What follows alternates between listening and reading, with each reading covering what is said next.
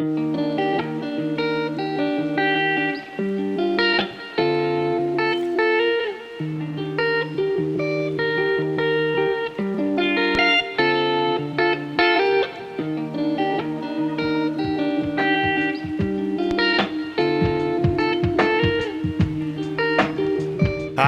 Nate here for part 2 of how to build a Magic the Gathering deck. Today we are going to be talking about mana curves. This video is a part 2 of a 3-part series. Last week's video was all about getting started in building a deck, and if you haven't watched that yet and you don't really have an idea where to begin, go back and check that out. This video is going to be talking about getting the deck down to the right size for the format you selected, as well as getting the right amount of mana and type of mana into the deck. So let's go ahead and get started. Where we left off last week is taking a step back. Here is where I step back and just kind of walk away from the deck for a little bit to let it marinate in the back of my brain. Often when I do this and I come back to the deck, I see interactions that I may not have seen before. If you're building this deck using a spreadsheet or a deck builder on a website, this is where I like to actually get the physical cards. Now, you still could potentially do this online, but personally, I like having the physical cards. Now it's time to line them up in their mana curve. Line up your cards from least mana value to highest mana value and see what it looks like. It's going to get you something like this. I also do the extra step of grouping my creature and non-creature spells in the curve so I can get an idea at a quick glance where I have a lot of non-creature spells or creature spells where I may be putting too much of one or the other in a certain spot in the curve. It's just something I do that helps me be a little bit more efficient. Doing this when you're building a deck is important, and I highly recommend, if there's nothing else you do when building a deck, I recommend you do this because it helps you understand at a glance where most of your mana value of your deck lies. Whether the cards in your deck are of a high mana value, low mana value, or spread evenly across the board. Why is that important? Maybe you need smaller creatures with a lower mana value. Maybe you need bigger creatures so that way you can shore up that win condition. It also gives you an idea of the probability of the mana value of the cards you're going to be drawing. When you're building a deck, you want a mana curve that will allow you to cast a card on every turn, and ideally a 1 casting cost on turn 1, 2 casting cost on turn 2, 3 casting cost on turn 3, so on and so forth. Once you get past turn 4 or 5, that's not as important, but it is important in the early turns because that means that if you are able to cast on curve, that's what that's called, casting on curve, that means you're doing something productive every turn, theoretically speaking, and you want to build a mana curve that can do that. Now, obviously there are exceptions. EDH decks don't necessarily need a low mana curve. They can have a higher one and get away with it. But if you're playing modern, vintage, legacy, or even standard, your mana curve is going to skew a little lower because those formats tend to be faster. Experts in those formats, please comment down below and tell me how I'm wrong. Thanks, it helps engagement. So now you want to fill in your gaps. Look at your curve. Does it look a little weird? Is it wonky? Is it not curving out nicely? Now that we've figured out your mana curve, now we get to actually add the mana. You typically want 40% of your deck to be mana. That's a general rule of thumb. So that means that in a 60 card deck, you want around 24 land. And in a 100 card deck, you need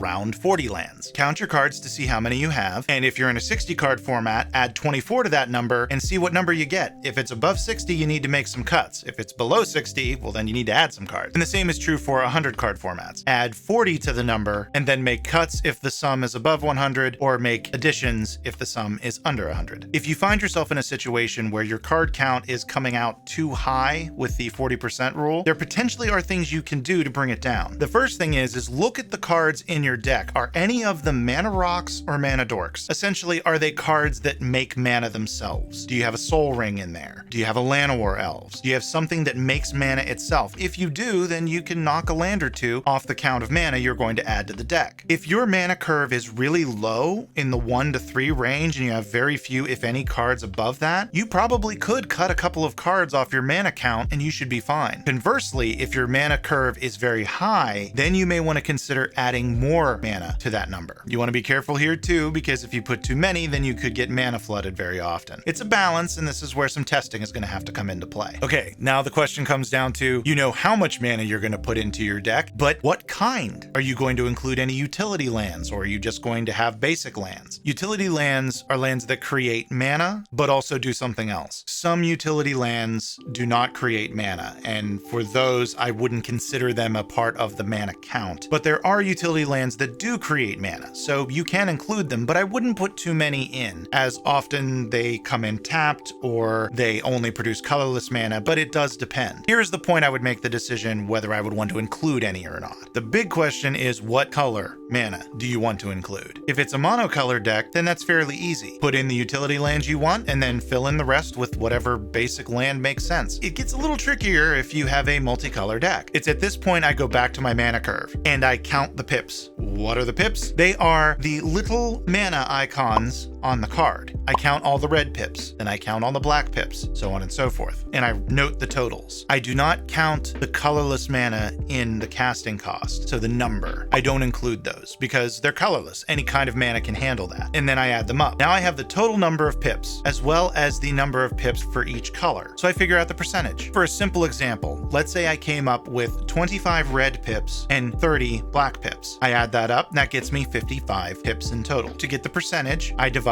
25 by 55, and that gets me 45%, roughly. And then I do the same with 30. I divide 30 by 55, and I get 55%, again, roughly. So now I know that the colored mana that I have to include in my deck has to be roughly around 45% red and 55% black. I know I need 40 lands for my commander deck. 45% of them need to produce red mana, and 55% of them need to produce black mana. One more wrinkle: multicolored lands. Lands that produce more than one type of mana. How do I handle those? Those actually are easy. Let's say I'm going to include 4 multicolored lands in this deck that can produce both black and red mana. I just subtract them from the total mana that I'm going to put in the deck because they produce both, so I don't need to consider them. So I wanted to include 40 in the deck. 4 of them are going to be multicolor, so I don't need to worry about them. Now I need to add 36 basic lands to my deck. 45% of them need to be mountains, 55% of them need to be swamps. Multiply 36 by 0.45, and that gets me roughly 16.2 actually. And then I multiply 36 by 0.55, and that gets me 19.8. I put 16 mountains and 20 swamps into my deck, and I'm good to go. It may seem a little complicated, but it gets easy once you do it a couple of times. Also, it's not a perfect system. There are going to be other things that might affect this. If your deck has a lot of cards with 2 black mana on them to cast, then you may want to include more swamps and fewer mountains. I shuffle up the cards and I draw some sample hands just to see, am I getting too many lands? Not enough. How are the cards in my hand looking? Am I getting a good curve? Am I getting enough cards that I can cast in the early turns? I do that a couple of times and then I make adjustments as needed. Join us next week where we wrap up this series with the tweaking and testing phase. If you found this video or this video series helpful, please click on the like button down below to let me know that you enjoyed this content and you would like to see more of it. Also, leave a comment if you have any thoughts about how you build your deck. And the biggest help for me is tell your friends about me, share my videos on social media. I'd really appreciate it. You can follow me on TikTok and Twitter at FDS_MTG and click on the things down there. This show is part of the CIP network, inspiring creativity, one episode at a time.